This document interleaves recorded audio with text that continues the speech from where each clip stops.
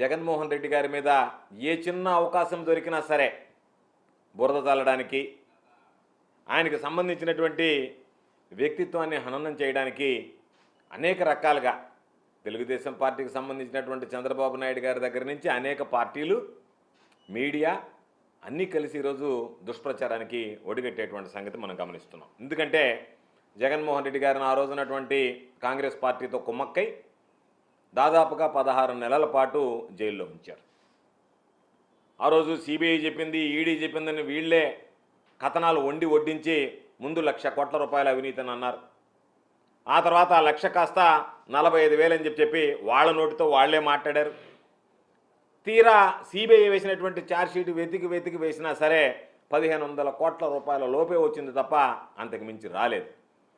అంటే దాని మీద ఈరోజు వరకు కూడా ఒక్క ఆధారాన్ని కూడా చూపించలేక రకరకాలైనటువంటి ప్రయత్నాలు చేస్తున్నా సరే అవి ఎక్కడా వెళ్ళే ఫలించటం లేదు.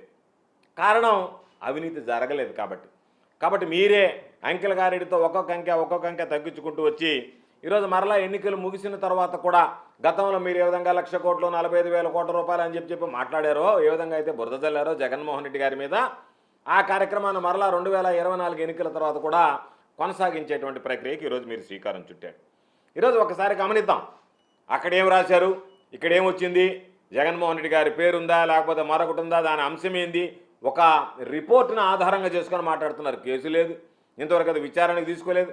దానికి సంబంధించి ఆదాని వాళ్ళ సంస్థ ఒక ఖచ్చితమైనటువంటి బేస్లెస్ అలిగేషన్స్, మేము దీన్ని న్యాయ పోరాటం చేస్తాము, వీటికి ఏమీ ఆధారాలు లేవని చెప్పి కూడా వాళ్ళు చెప్పడం జరిగింది.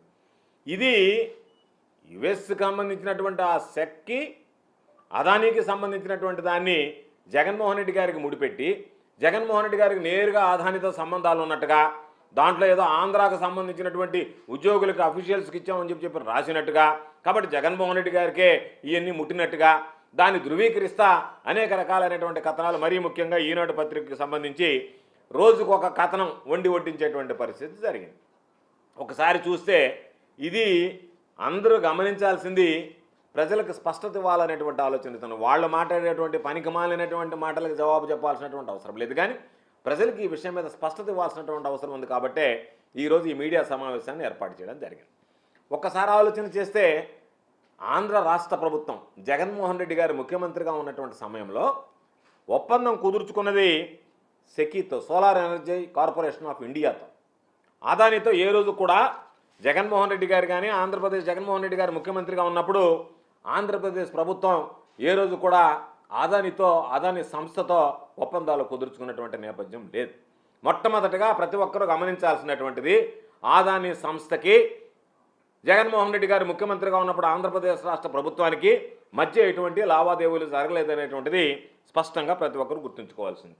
అయితే ఈరోజు సెకీకి వెళ్ళడానికి కారణం కూడా, ఎందుకు మీరు సోలార్ ఎనర్జీ కార్పొరేషన్ ఆఫ్ ఇండియాకి వెళ్ళారు అంటే, solar energy corporation of India September 15వ తేదీ ఆ లేఖ కూడా ఉంది. ఆ లేఖ ఇది మీకు కూడా ఇస్తాను నేను.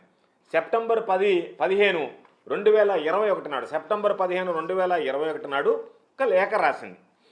దానిని మీకు అతి తక్కువ ధరకే, అంటే దాదాపుగా ₹2.49 ఈరోజు మన రాష్ట్ర ప్రభుత్వం కొనుగోలు చేస్తున్నటువంటిది, దేశ వ్యాప్తంగా చూసినా సరే అతి తక్కువ ధరగా భావించేటువంటి ₹2.49 అతి తక్కువ ధరకే ఇస్తామని చెప్పి ఆంధ్ర రాష్ట్రానికి SECI, solar energy corporation of India లేఖ రాయడం జరిగింది.